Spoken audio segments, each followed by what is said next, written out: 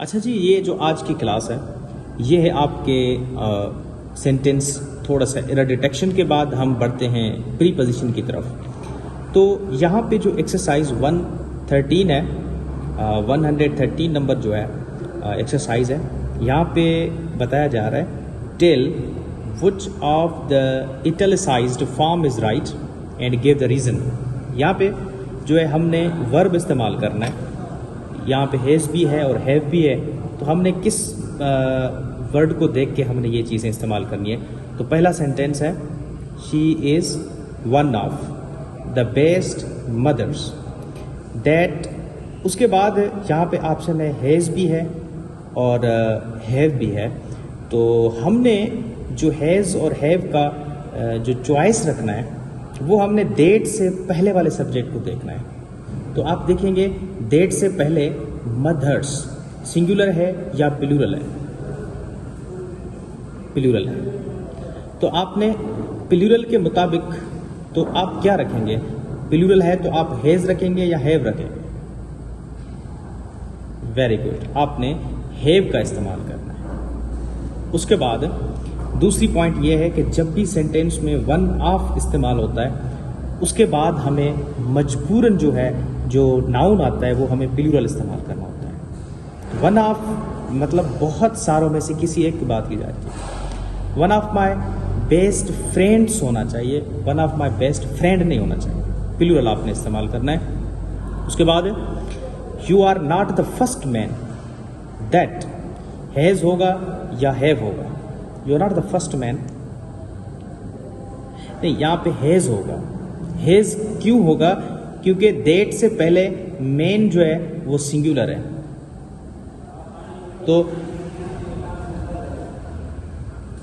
तो you are not the first man, man तो एक है ना, you are not the first man, तो मैन तो सिंगुलर है ना, तो उसके मुताबिक आपने हैज लगाना है। अगर इस तरह होता you are not one of the first man, फिर वन ऑफ के बाद हमने मैन को ई लगाते, लेकिन यहां पे वन ऑफ है ही नहीं, तो आपने क्या लगाना है? हैज लगाना है। I hope you are clear right now. Number 3, one of his many good traits. Traits कहते हैं एट्रीब्यूट्स, क्वालिटीज, एटीट्यूड्स को कहते हैं। One of his many good traits that comes होना चाहिए या कम होगा? वेरी गुड, दैट कम होना चाहिए, कम्स नहीं होगा, क्योंकि ट्रेट्स जो है प्लूरल है। प्लूरल के बाद आपने वर्ब जो है आपने हैव का इस्तेमाल करना है। कमेंट जरा कम कीजिए। ठीक है, बिल्कुल वन ऑफ द यूज हुआ, बहुत बहुत शुक्रिया। उसके बाद नंबर 4 है this is one of the things that kills are kill. Kill होना चाहिए, थैंक यू। हाँ, किल्स नहीं होगा, किल होगा, किल्स नहीं होगा, क्योंकि थिंग्स है ना वन ऑफ के बाद। Thank you. उसके बाद आपने नहीं किया, कब किया आपने?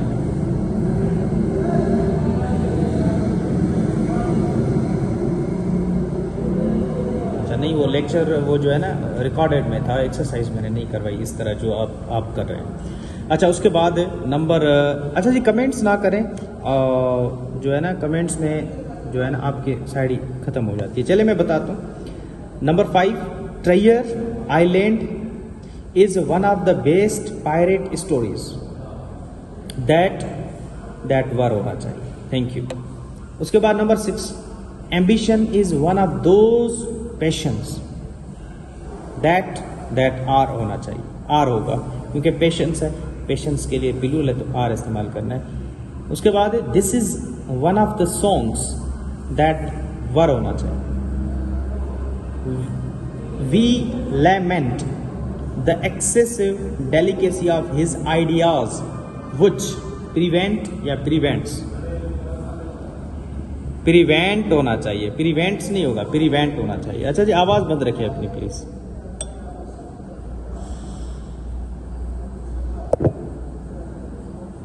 ठीक है।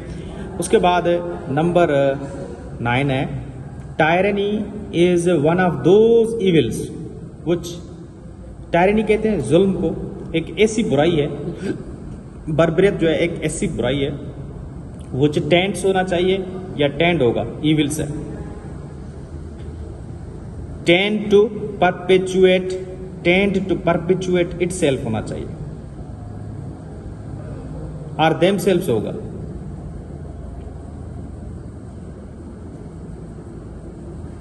देमसेल्व्स होना चाहिए, वेरी गुड, देमसेल्व्स होगा, इटसेल्फ नहीं, क्योंकि प्लूरल आ रहा है तो आपने इसका इस्तेमाल करना है। I hope you are clear right now.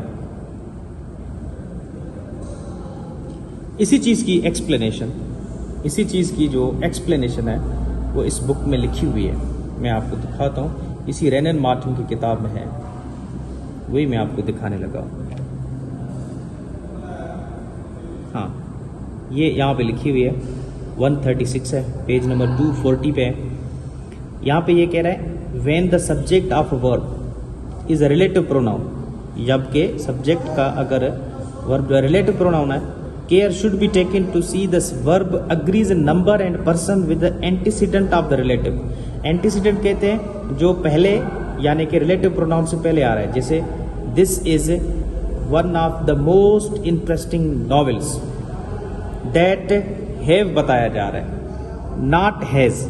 अच्छा, हैव क्यों? क्योंकि डेट का जो एंटीसीडेंट है वो नॉवेल्स है, नॉवेल्स तो प्लूरल है, तो हमने हैव इस्तेमाल करना है, not has.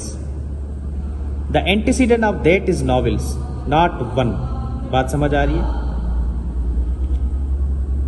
He is one of the cleverest boys, he is one of the cleverest boys that have, not has, क्योंकि इसका डेट का जो एंटीसीडेंट है वो बॉयज है।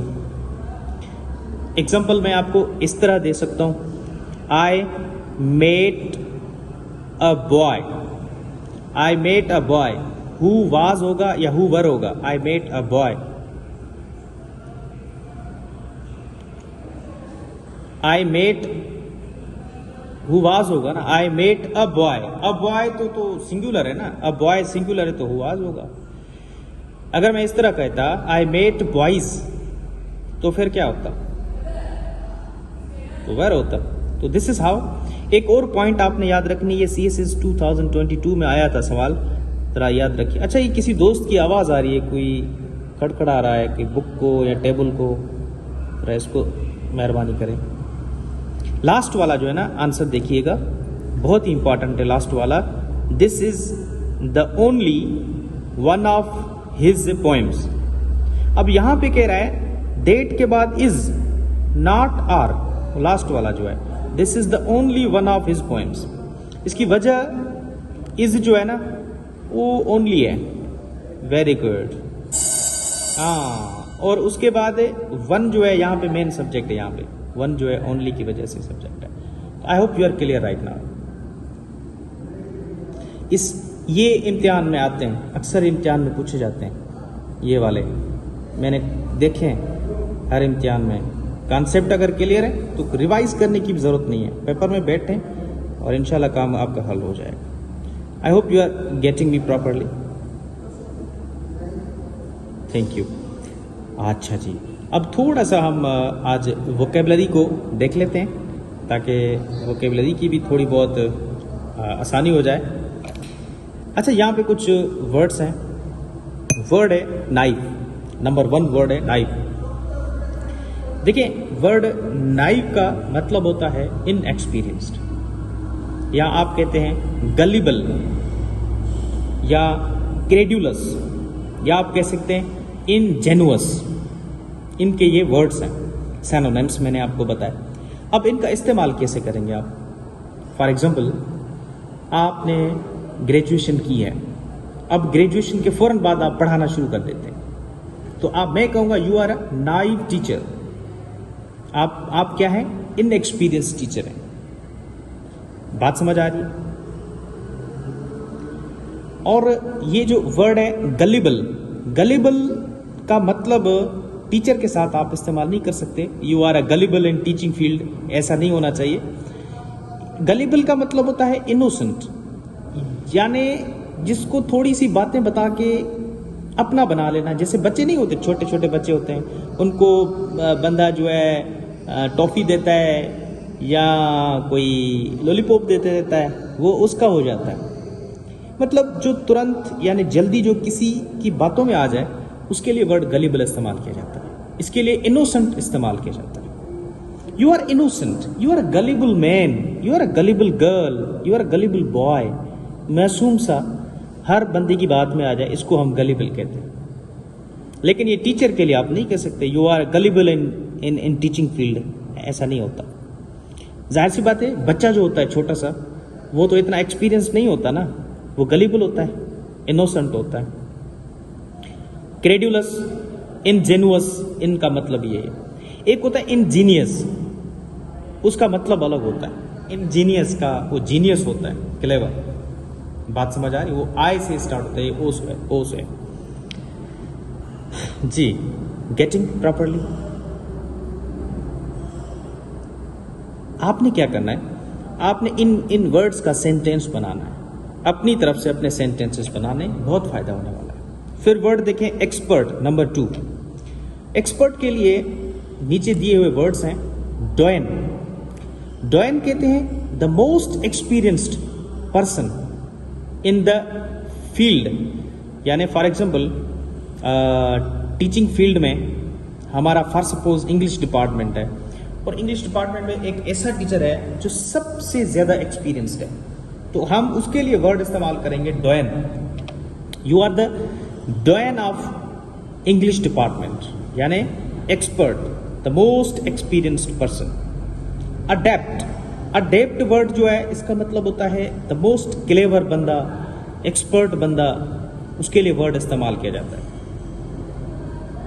और डेक्स्ट्रस भी इस्तेमाल किया जाता है, डेक्स्ट्रस उसके अडेप्ट के लिए इस्तेमाल किया जाता है। फिर वर्ड है कन्नोशर। कन्नोशर जो वर्ड है ये अक्सर उन लोगों के लिए इस्तेमाल किया जाता है जो बहुत चालाक माइंड होते हैं, जो बहुत ही तेज दिमाग वाले होते हैं, जो दूसरों को तुरंत जो है या जल्दी जो है जज कर लेते हैं, उनके लिए वर्ड कन्नोशर कहा जाता है। क्या, जो कुछ लोग दिमाग के बहुत तेज होते हैं। तो आपने देखे, आप कहते हैं ना बहुत चालाक बंदे हो, आप बहुत तेज दिमाग के हो, जल्दी बातों को समझ लेते हो, इसके लिए वर्ड कन्नोशर इस्तेमाल किया जाता है। बातें समझ आ रही? जी, are you getting me properly? Okay. उसके बाद नंबर 3 वर्ड है एप्रिशिएट। अप्रिशिएट जो है, थैंक यू मानो, अप्रिशिएट वर्ड को मतलब होता है सराहना किसी को। इसके लिए जो सिनोनिम्स हैं, extol, praise, admire, acknowledge, recognise, इसके ये सिनोनिम्स हैं। आई अप्रिशिएट योर एफर्ट्स, मैं आपकी एफर्ट्स को सराहता हूँ, अप्रिशिएट करता हूँ। एक्सटोल, प्रेज, एडमायर, एक्नॉलेज, ये सारे वर्ड्स अप्रिशिएट के लिए इस्तेमाल किए जाते हैं। Imran Khan extols his party members in cabinet, appreciate कर रहा है इमरान खान कैबिनेट में अपने मेंबर्स को।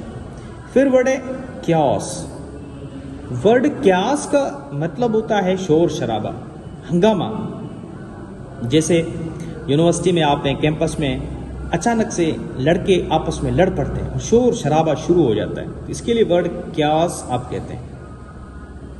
रंपस, रंपस भी कह सकते हैं आप, इसका सिनोनिम है। कमोशन, मेहम, बेडलैम, इसके वर्ड्स हैं।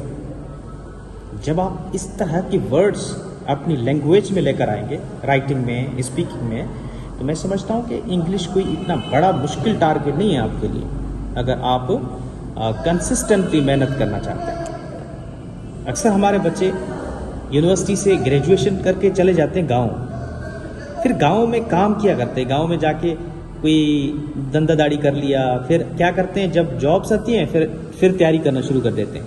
कितने मंथ, 1 मंथ तैयारी करते हैं, 15 दिन तैयारी करते हैं, मैं एग्जाम में बैठने जाऊंगा। तो इस तरह के बच्चों के लिए मेरी दिल में कोई रहम नहीं है, मैं उनके लिए दुआ भी नहीं कर सकता कि आप पास होंगे ही नहीं, क्योंकि कंपटीशन का दौर है। 3 साल 2 साल से जो बच्चे पढ़ रहे हैं उनका कंपटीशन में ऐसा होगा, 15 दिन के लिए कुछ नहीं होगा। उसके बाद नंबर 5 डाई।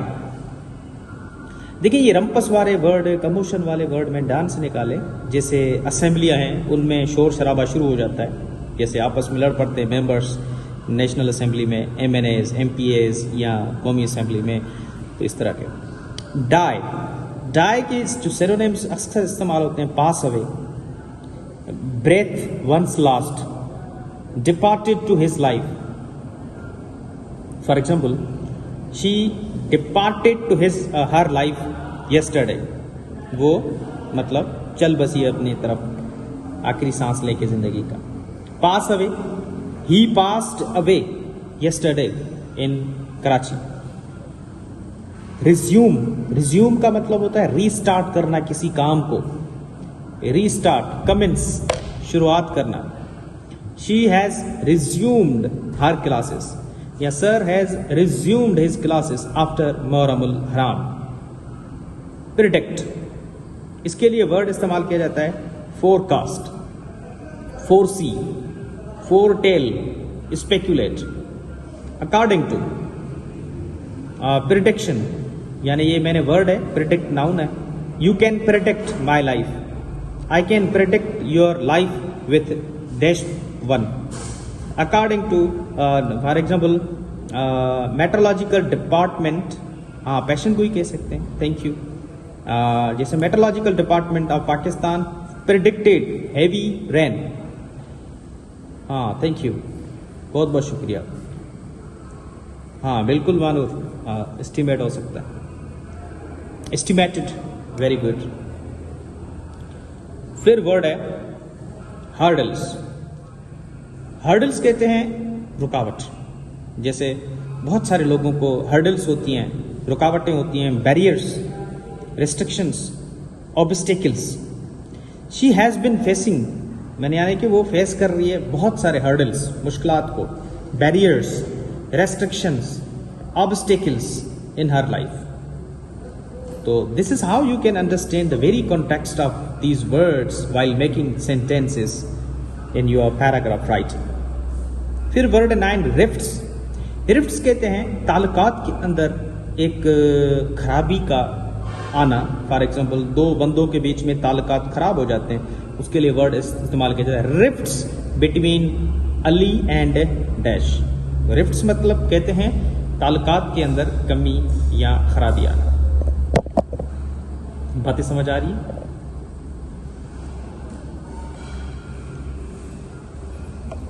Thank you. अच्छा जी, किसी दोस्त की आवाज आ रही है, प्लीज। ये कौन है? 1XL31 सेल, ये कौन है? मैं रिमूव कर दूंगा इसको, इतना बड़ा नाम पता नहीं, आज पहली बार दिखा रहा हूँ। 1XL, जल्दी जल्दी बताएं वरना मैं रिमूव कर दूंगा इसको। नाम बता दो।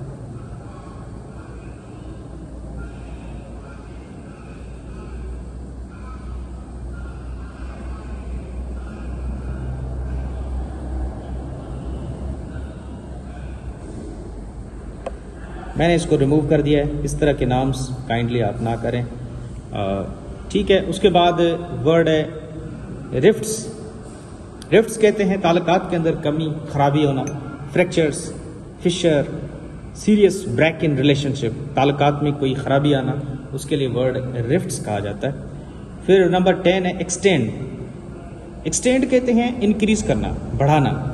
Please extend my tenure, time period for my job, या मेरी जो ड्यूटी है या मेरा जो पावर है या मेरी पोजीशन है इसको एक्सटेंड करें। या जो तारीख होती है किसी एग्ज़ाम की, एक्सटेंड कर दिए इदारे ने, यानी इंक्रीज कर दिए, इन लार्ज करना, वाइडन, लेंथन, तो इसके लिए वर्ड्स ये इस्तेमाल किए जाते हैं। Are you getting me properly please? Okay, thank you, बहुत बहुत शुक्रिया। अब हम बढ़ते हैं आपके प्रीपोजिशन की टॉपिक की तरफ। हाँ, और प्रीपोजिशन जो है एक ऐसा चैप्टर है अंग्रेजी का जो मैं आपको क्या बताऊं कि कितना प्यारा चैप्टर होता है अंग्रेजी के लिए।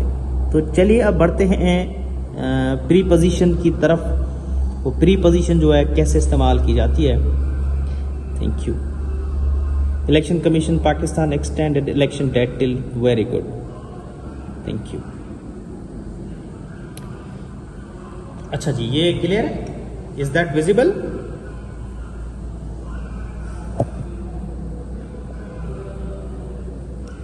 आवाज़ बंद रखें प्लीज़। बस कमेंट में बता दें, अगर आवाज़ आ रही है तो ठीक है, क्लियर है तो ठीक है, नहीं आ रही तो कोई इशू नहीं है, ठीक है। अब हम बढ़ते हैं प्रीपोजिशंस ऑफ टाइम। अब हम यूज़ पढ़ते हैं प्रीपोजिशन एट, इन, ऑन का। कहाँ कहाँ इस्तेमाल होते हैं, कैसे इस्तेमाल करना चाहिए इनको, आइए सबसे पहले इनका इस्तेमाल देखते हैं। Number 1, we use it. It जो है हम अक्सर इस्तेमाल करते हैं टाइम के साथ, with an exact point in time. जब कोई एग्जैक्ट पॉइंट इन टाइम की बात की जाती है, जैसे हमारा क्लास 9 बजे को स्टार्ट होता है, मैं कहूँगा प्लीज़ ज्वाइन 8-9 PM। नहीं, ये रेनन मार्टिन की किताब नहीं है, ऑक्सफोर्ड का बुक है, ये तकरीबन 4000 का बुक है। अच्छा जी, number 1, the morning session begins at 8:30। तो पॉइंट इन टाइम है एग्जैक्ट 8:30। एंड 8 नून, नून जो है आपको पता है एग्जैक्ट टाइम होता है। तो at that time I was still a student. At that time का मतलब है किसी पर्टिकुलर टाइम की बात की जा रही है। एट दैट टाइम मतलब या तो चाइल्डहुड की बात की जा रही होगी या फ्लड की बात की जा रही होगी। एट दैट टाइम मतलब ड्यूरिंग द फ्लड ऑफ 2010, ये किसी इंसिडेंट की बात की जा रही होगी। तो एट जो है इस्तेमाल होता है अक्सर पर्टिकुलर पॉइंट इन टाइम के लिए। Number 2, we also use at before names of meal times. जो मील टाइम्स होते हैं उनके साथ भी जो है हम इस्तेमाल करते हैं इस्तेमाल करते हैं एट। फॉर एग्जाम्पल, या हॉलीडेज के साथ, बाद में बुक नेम बताऊंगा। And when we talk about a person's age a point in time, तो पर्सन एज की पॉइंट इन टाइम बताएं। For example, I shall see you at breakfast. तो मील टाइम्स है, एट लगाएंगे आप। आई शेल सी यू, इसका मतलब ये नहीं है मैं आपको देखूंगा ब्रेकफास्ट के टाइम पे, मैं आपसे मिलूंगा ब्रेकफास्ट पे time. I shall see you का मतलब है मैं आपसे मिलूंगा। What does your family do at Christmas. Christmas जो है एक पर्टिकुलर डे होता है जिसपे बंदे जो है सेलिब्रेट करते हैं अपनी ईद। ईसाइयों का दिन होता है क्रिसमस, क्रिश्चियन का। Both my parents left school at 16। At 16 is a particular age है, एट 16। एट योर एज का मतलब है सामने बंदे की जो एज होगी तकरीबन कोई भी हो सकती है, 20, 15, 50, 20, वट एवर, पर्टिकुलर की बात की जा रही है। एट योर एज कामा, यहां पे आप मुझे बताएंगे राइटर ने कामा क्यों इस्तेमाल किया है, मैंने पढ़ा है।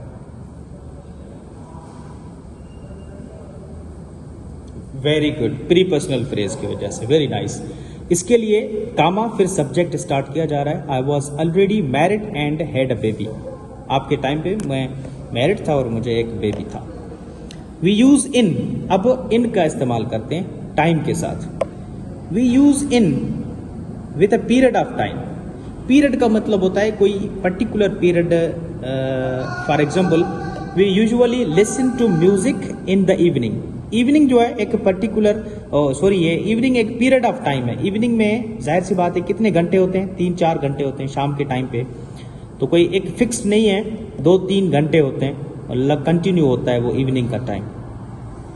They did all the repairs in one day. In one day का मतलब है दिन के अंदर कितने घंटे होते हैं।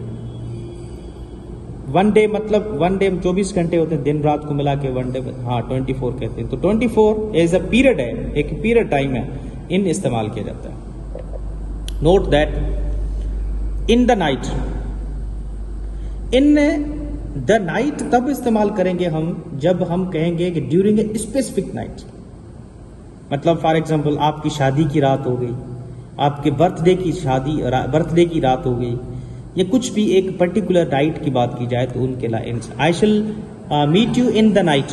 इन द नाइट का मतलब है आप किसी पर्टिकुलर नाइट की बात कर रहे हैं। Is different from at night. At night जो है हम तब इस्तेमाल करते हैं ड्यूरिंग एनी नाइट।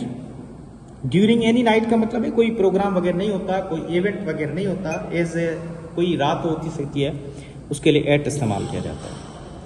नंबर जी बताएं।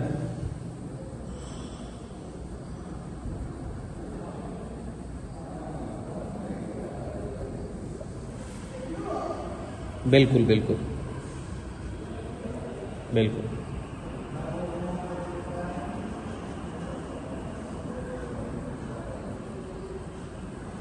अच्छा, तो आज आपको पता लग गया।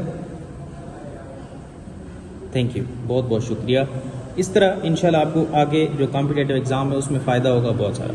अच्छा, वी आल्सो यूज़ इन जो है before the names of months. In जो है हम इस्तेमाल करते हैं मंथ्स के नेम से पहले, सीजन्स और year, and before phrases identifying centuries and historical period.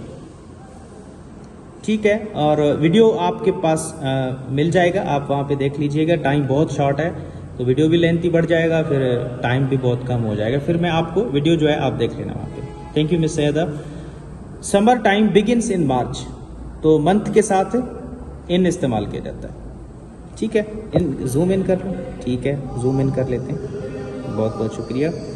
अच्छा, उसके बाद it's very dry in summer, summer season है, सीजन के साथ भी इन इस्तेमाल किया जाता है। डिकिंस डाइड इन 1870, ये ईयर है, ईयर के साथ भी इन इस्तेमाल किया जाता है, साल है। The house was built in the 19th century, ये सेंचुरी के साथ इस्तेमाल किया जाता है इन, जब भी सेंचुरी की बात हो। Jazz first became popular in the 1920s, 1920s जो है हिस्टोरिकल पीरियड ऑफ टाइम है, 1920s तो हिस्टोरिकल पीरियड ऑफ टाइम है, तो इसके लिए भी इन इस्तेमाल किया जाता है।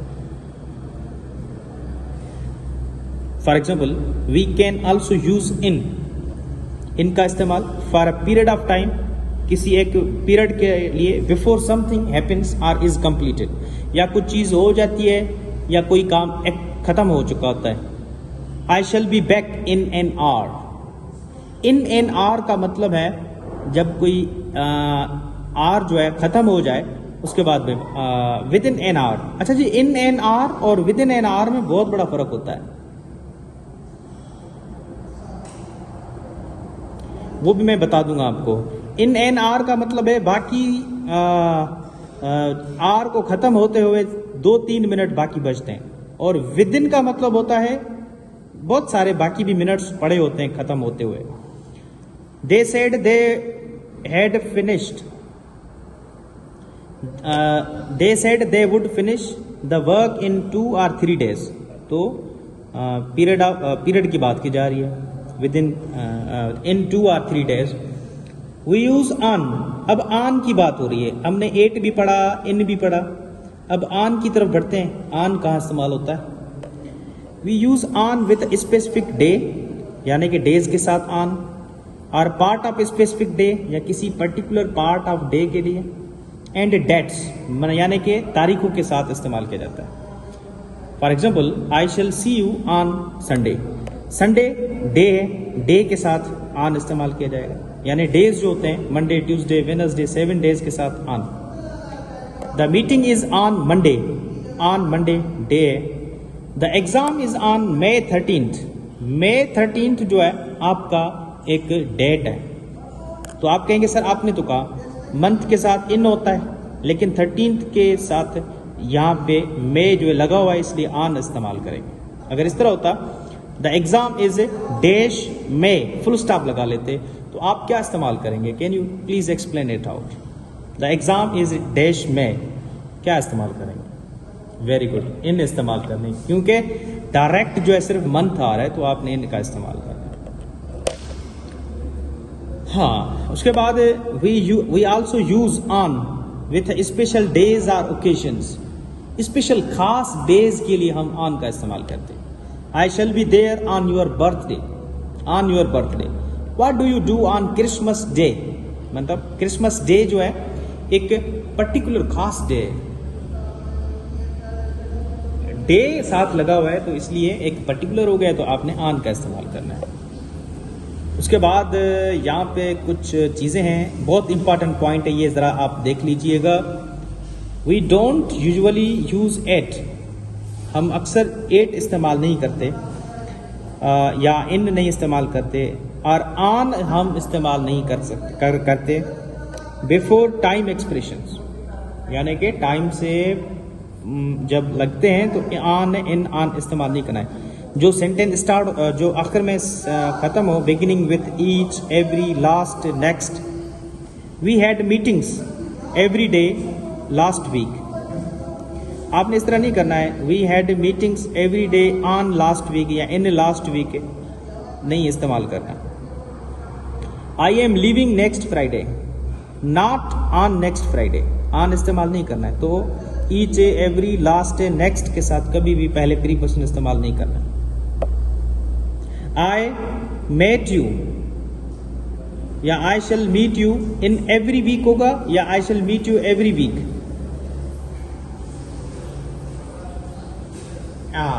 इन आपने इस्तेमाल नहीं करना है। Thank you. अच्छा जी, उसके बाद थोड़ा सा यूज है, we can use from and to. From और टू जो है तब इस्तेमाल किया जाता है जब कोई चीज स्टार्ट होती है और जिसका एंड पॉइंट होता है। तो example, the class meets, meets का मतलब है स्टार्ट्स, शुरू होता है, यहां पे मिलना नहीं है, इसका स्टार्ट है। The class meets from 2:30 to 4:30। Way lived in Athens, Greek का शहर है एथेंस, फ्रॉम 1998 to 2002। तो मतलब है 1998 से लेके 2002 तक की बात हो रही है, यानी स्टार्ट से एंड की जब बात हो तो आपने फ्रॉम और टू का इस्तेमाल करना है। मैं अगर इस तरह कहूं, मैं आपसे मिल सकता हूं जनवरी से लेके फरवरी तक, आप इस्तेमाल कैसे करेंगे?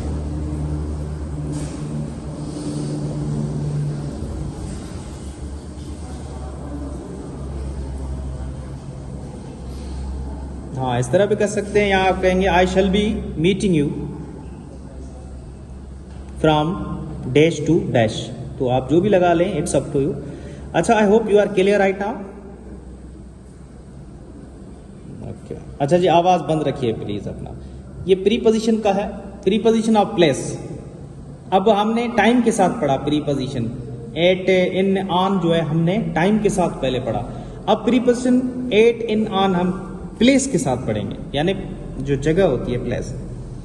Eight, in and on for location के लिए इस्तेमाल किए जाते हैं। Example, when something is at a place, it is close to it but not touching it. जब कोई चीज है बिल्कुल साथ साथ होती है, लेकिन वो जो है अटैच नहीं होती, लेकिन बिल्कुल साइड में क्लोज होती है, तो हम उसके लिए एट इस्तेमाल करते हैं। तो we can also use at when we talk about a point on a scale or journey. Example, we shall meet you at the bus stop. Bus stop एक पर्टिकुलर लोकेशन है, उसके लिए पर्टिकुलर लोकेशन के लिए और particular time के लिए हम एट का इस्तेमाल करते हैं। I hope you are getting me properly. Okay, I think I heard someone at the door. At the door का मतलब है डोर की तरफ की बात की जा रही है, यानी बिल्कुल डोर जो है उसकी बात की जा रही। डोर का ऑप्शन दिया जा रहा है, यानी डोर की तरफ। वैसे रूम में तो बहुत सारी साइड्स होती है ना, तो डोर को इशारा किया जा रहा है। Back in the P in water boils. Water जो है boils in 100 degree Celsius, 800 degree Celsius या 200 सेल्सियस, क्या होगा? आई थिंक नहीं, थिंक नहीं, एट होना चाहिए, बिल्कुल एट होगा। अच्छा, आवाज बंद रखें प्लीज। जहूरमंद, आवाज आ रही है प्लीज। जहूरमंद भाई, आपकी आवाज आ रही है, प्लीज अपनी माइक को बंद रखें। अच्छा जी, वेलकम मिस सना, अगर लेट हो गया आपको। अच्छा, यहाँ पे थोड़ा सा वालेकुम सलाम। अच्छा, when something is in a place, अगर अब when something is in a place, अगर कोई चीज प्लेस के अंदर है, यानी जैसे कोई कप है, कप के अंदर कोई चीज पड़ी है, तो हम कहेंगे something is in the cup. In इस्तेमाल करना है आपने, something is in a cup या it is inside it. We can also use in when we talk about a place is a general area such as a region or country. जैसे कि region मतलब I live in Sindh, I live at Sindh नहीं कहेंगे, eight तब कहेंगे जब आप पाकिस्तान का हवाला देके सिंध की बात करेंगे। जैसे I live in Pakistan at Sindh इस्तेमाल कर सकते हैं। The money was in a box, box जो है अंदर इनसाइड है। इन अ ड्रावर, ड्रावर जो है जो लगा होता है टेबल के साइड में। In the desk in my office, in the desk in my office. What is in the envelope? Envelope तो आपने देखा है जिसमें शादी में पैसे दिए जाते हैं, तो इनवेलप जो है एक इनसाइड प्लेस है, उनके लिए इन का इस्तेमाल किया जाता है। Lily is going to spend a week in Tuscany this summer, it's a region. Is that in France or Italy? France country है, कंट्री के लिए भी इन का इस्तेमाल किया जाता है। और समझ आ रही है बातें? आन जो है, आन हम तब इस्तेमाल करते हैं, ऑन हम तब इस्तेमाल करते हैं when something is on a place या it is in a contact with a surface, या तो सरफेस के साथ कोई चीज टच होती है उसके साथ ऑन इस्तेमाल किया जाता है। We can also use on when we talk about a place in a relationship. Relation are to line such is a road or river. For example, I left the keys on the table. On the table जाहिर सी बात है table के ऊपर पड़ी है। She reached over and put her hand on his, on his मतलब इसके ऊपर। You shall pass street food on the way to ब्रिमिंगन, ये रोड की बात की जा रही है। उसके बाद verbs and nouns with at, in and on, ये कुछ वर्ड्स हैं या वर्ब्स हैं जिनके साथ पर्टिकुलर एट, इन और ऑन इस्तेमाल होता है। आफ्टर वर्ब्स, ये कुछ वर्ब्स हैं इनके साथ एट का इस्तेमाल किया जाता है। Shout at, smile at, we use at before an object, object से पहले हम इस्तेमाल करते हैं। That is the target of the action. Why is that man shouting at us, तो शाउट के साथ एट इस्तेमाल किया जाता है। और कुछ वर्ड्स ये हैं, अदर्स इंक्लूड बार्क, वर्ब है, the dog barks at beggar, glance at, laugh at, look at, scream at, scream मतलब चिल्लाना, स्टेयर मतलब घूर के देखना, स्वेयर कसम उठाना, येल इसका मतलब ये दे बहुत ही तेजी के साथ चिल्लाना, yell. She is yelling at me, she swears at, she stares at, scream at, look at, laugh at, glance at, bark at. तो ये इसके साथ एट का इस्तेमाल किया जाता है।